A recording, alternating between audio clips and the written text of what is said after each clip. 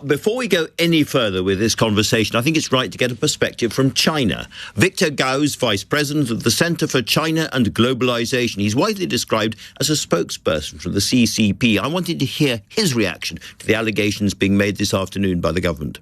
Thank you very much for having me. If anyone in Britain thinks that the Chinese government or the authorities at large would have any interest in hacking into the British politicians' accounts to gain information, I think that allegation is ludicrous. And if anyone in the Chinese government or authorities want to do that, it's completely out of their mind. Whether there is strong interest in domestic politics in Britain, yes, of course, me included. But whether anyone wants to hack into the British system to influence the election result, it's completely ridiculous. No one in China believes he or she can influence the elections in Britain. The British system is very, very different from the Chinese system. And eventually it will be very transparent and the outcome will be made known immediately after the election. So the best China can do is just to sit tight and watch over the election and observe the results rather than doing anything stupid to interfere in the election process. Nonetheless, the British security services have spent 2 years or more looking at these allegations. Clearly, somebody was hacking into the MPs' accounts and indeed into the Electoral Commission. So if it wasn't China, then who could it have been? I mean, I guess it could have been Russia, or it could have been non-state actors. I do not know. I think your intelligence system should come up with the evidence to convince the whole world who is doing what to what system.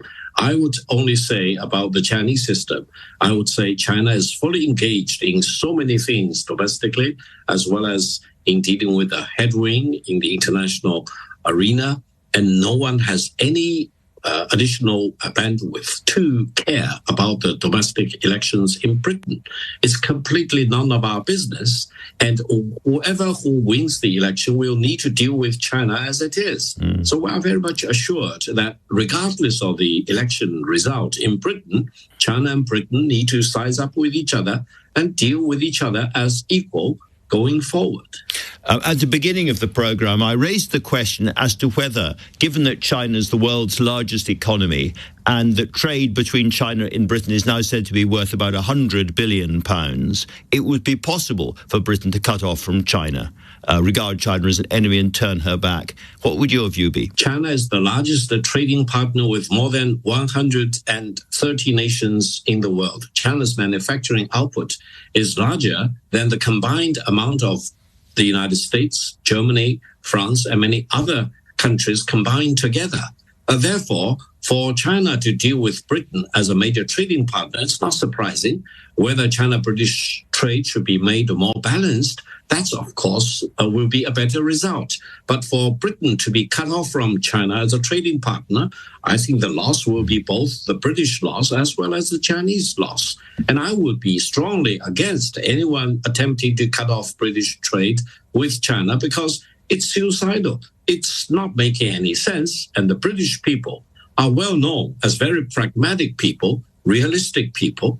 And you want to cut off yourself from the largest market in China in the world? Come on, that's not realistic. And what would be the effect if the British government did, as Mr. Duncan Smith is asking them to do today, and reclassified China as a threat or a systemic challenge to Britain? What effect would that have?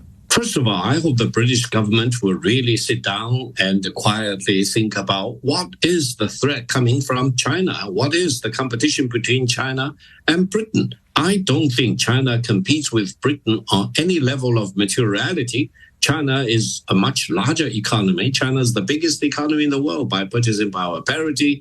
And China ranks number one for so many things of important industrial output.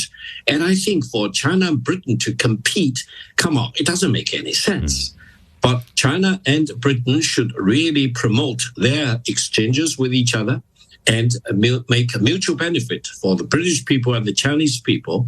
And I will be a big fan promoting China-British friendship and cooperation rather than damaging such excellent cooperation between our two great nations. Right, Mr. Gao, thank you very much indeed for talking to LBC today.